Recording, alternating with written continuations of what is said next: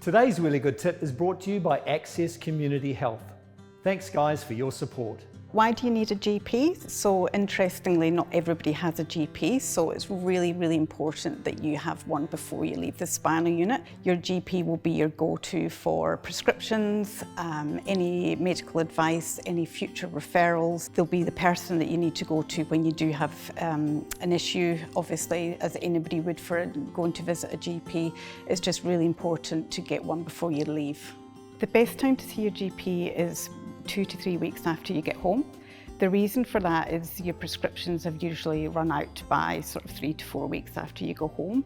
Also, you'll be able to see your GP when things are fresh in your mind, so you'll be well.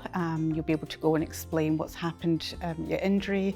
You can also explain the issues that you're having or could potentially have, but you're saying it when you're well, so you can get that point across.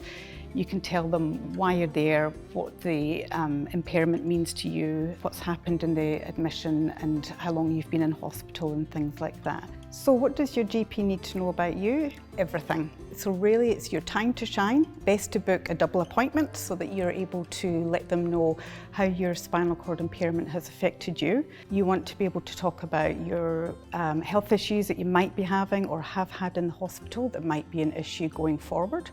You want them to know about things that are really important to you for them to know, again, because you'll be well and you'll be able to articulate it properly.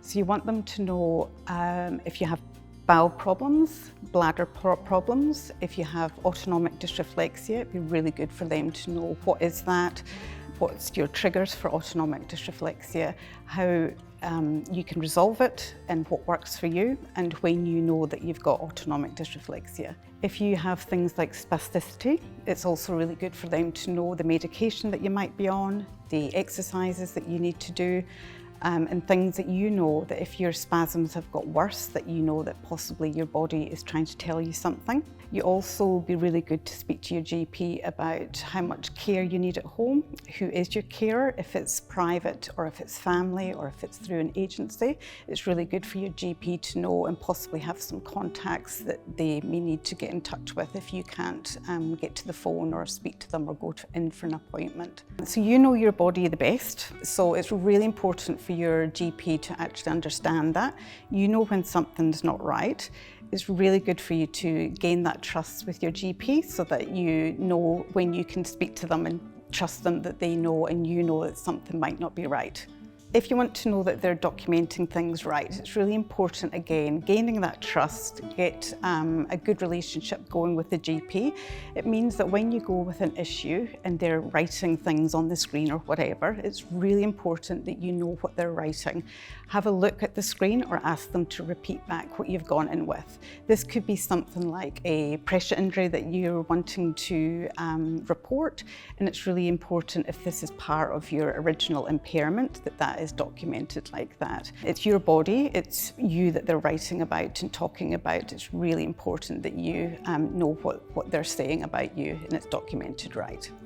Where can your GP find out more information would be the Back on Track book that the Spinal Trust have. You can bring your book in with them and ask them if they want a copy or tell them where you can buy a copy. Australian resources are also the Australian Health Toolkit as well as the Health Maintenance Toolkit.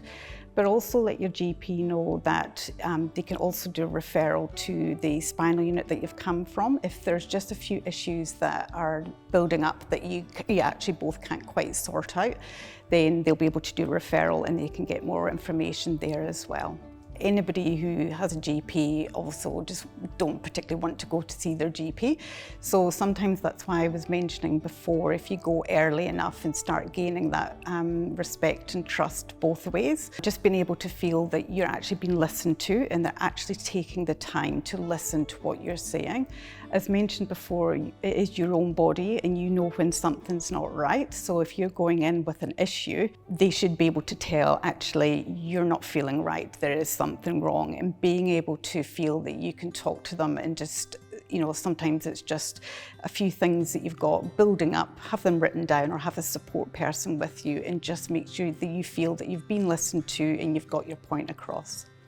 Would you always have to see a GP? That's an interesting question, because maybe there is nurse practitioners or practice nurses within the GP practice that you'd be able to go and see. As mentioned before, you know your own body. If you feel you've got perhaps an infection brewing, or you know the symptoms of perhaps a urinary tract infection or the start of a pressure injury, you might be able to get an appointment with the nurse. The nurse might be able to, if it is a nurse practitioner, prescribe some antibiotics if you are going away, that might be able to take just in case anything gets worse. Or they might be able to assess your skin, take the urine sample or any other sample that's needed and report back to the GP. So that's a really good question to ask if you are about to enrol in a GP practice. Also, things like accessibility within the practice. Also, are they open to having double appointments, because you might have a few issues that you want to go and see. There's lots of different options in GP practices now, so it's really good to find out what they offer completely, and if you're able to go there for perhaps smear tests and things like that, and if that's something that you can actually access when you go there, if that's something that you need to do.